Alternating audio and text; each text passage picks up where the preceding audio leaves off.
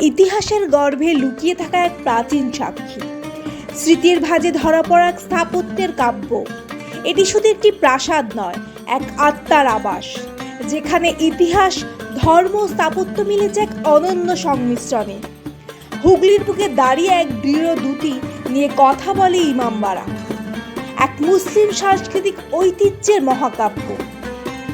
ইমামবাড়া এমনই একটা স্থান যেখানে সময় থেমে গেছে, একটি ভবন যা যুগের পর যুগ বয়ে চলেছে স্মৃতির সুরধ্বনি। পঞ্চদশ শতাব্দীতে ভাস্কর দা গামা ছিলেন প্রথম পর্তুগিজ যিনি ভারত ভ্রমণ করেছিলেন। প্রায় এক শতাব্দী পরে 1537 খ্রিস্টাব্দে পর্তুগিজ অ্যাডমিরাল সাম্পারো যুদ্ধজাহাজ ও সেনা নিয়ে শের শাহকে আক্রমণ করেছিল। সেই যুদ্ধে পর্তুগিজরা জয়ী হয়েছিল, যার জেরে তারা গঙ্গার পাশে বাণিজ্য কেন্দ্র গড়ে তুলেছিলেন। পর্তুগিজ ক্যাপ্টেন পেদ্রো টাভারেজ বন জঙ্গল সাফ করে নতুন নগর ও বন্দর তৈরি করেন। তিনি এই নতুন নগরের নাম দিয়েছিলেন উগলি, ইংরেজিতে যা ছিল আগলি। সেই নামের অপভ্রংশ হয়ে বাংলায় হয়ে উঠল আজকের হুগলি। হুগলির ইমামবাড়া তৈরি হয়েছিল 1841 থেকে 1861 সালে, দীর্ঘ 20 বছর ধরে। মানবপ্রেমিক হাজী মোহাম্মদ মহসিনের রেখে যাওয়া অর্থ বা ফান্ড থেকে তৈরি হয়েছিল হুগলির ইমামবাড়া। ধর্মীয় রীতি, শিক্ষা, জনকল্যাণমূলক কাজের জন্য হাজী মোহাম্মদ মহসিন জাতি, ধর্ম, বর্ণ নির্বিশেষে তার সম্পত্তিকে ওয়াকফ অর্থাৎ দেবোত্তর করে গিয়েছিলেন। ইমামবাড়া একটি পবিত্র মিলন ক্ষেত্র, যেখানে ইমাম হোসেনের আত্মবলিদানকে স্মরণ করা হয়। নবী হযরত মুহাম্মদের নাতি ইমাম হোসেন ইরাকের কারবালা ময়দানে প্রকৃত ইসলাম ধর্মকে রক্ষা করতে ও বাঁচিয়ে রাখতে শহীদ হয়েছিলেন। তৎকালীন শাসক ইসলাম ধর্মকে সম্পূর্ণ ধ্বংস করে দিতে চেয়েছিলেন। ইরাকের কারবালা ময়দানে নৃশংস ও মর্মান্তিক ঘটনা ঘটেছিল আরবীয় মহরম মাসে। ইমাম হোসেন তার পরিবারের সদস্য ও অনুগামী মিলিয়ে 72 জন ইসলাম ধর্মকে ধ্বংস করতে যাওয়া শাসকের সাথে আপোষ না করে মৃত্যুবরণ করেছিলেন। ইমাম হোসেন সহ সব শহীদদের স্মরণ করা হয় প্রতি বছর মহরম মাসের প্রথম 10 দিন।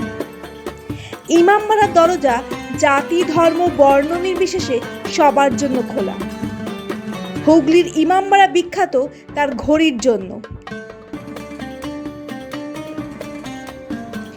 এটি মূল প্রবেশ পথের দ্বারে নির্মিত দুটো টাওয়ারের শীর্ষে পৌঁছাতে 152টি সিঁড়ি আছে। একদিকে পুরুষ ও অন্যদিকে মহিলাদের ওঠার আলাদা ব্যবস্থা আছে।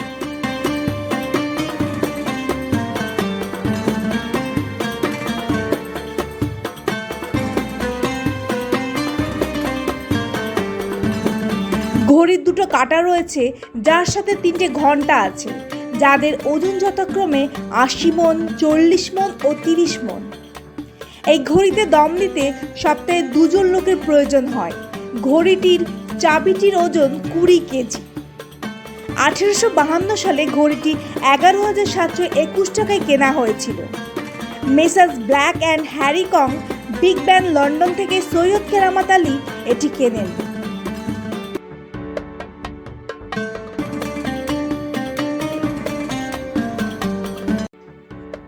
ইমামবাড়া চত্বরে রয়েছে একটি সূর্য ঘড়ি। আপনারা জয়পুর বা দিল্লির যন্তর মন্তরে যে ছায়া ঘড়ি বা সূর্য ঘড়ি দেখেছেন, সেরকমই একটা ঘড়ি এই ইমামবাড়া প্রাঙ্গণেও রয়েছে।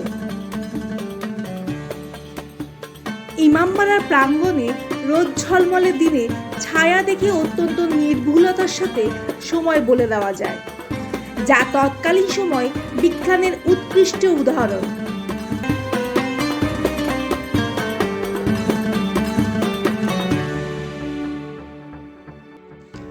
ইমামবাড়ার অপর আকর্ষণ হলো গঙ্গার তীরে নৌকা ভ্রমণ। ঝকঝকে জলে নৌকা ভ্রমণ করে ব্যান্ডেল চার্চ যাওয়ার পথে আপনার মন জুড়িয়ে যাবে সবুজের সমাহার দেখে।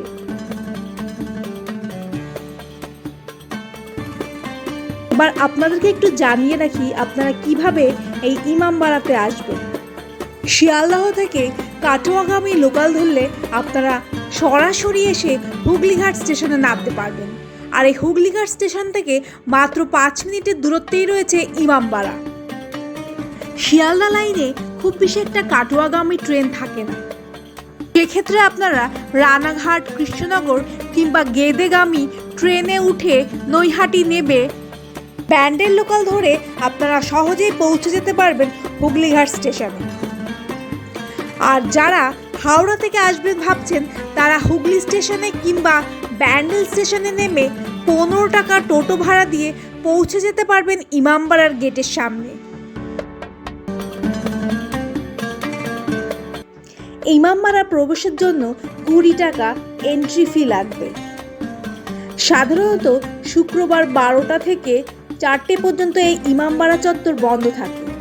ভিডিওটা কেমন লাগলো কমেন্টস করে জানাতে ভুলবেন না। তাহলে দেখা হবে পরের পর্বে। নমস্কার।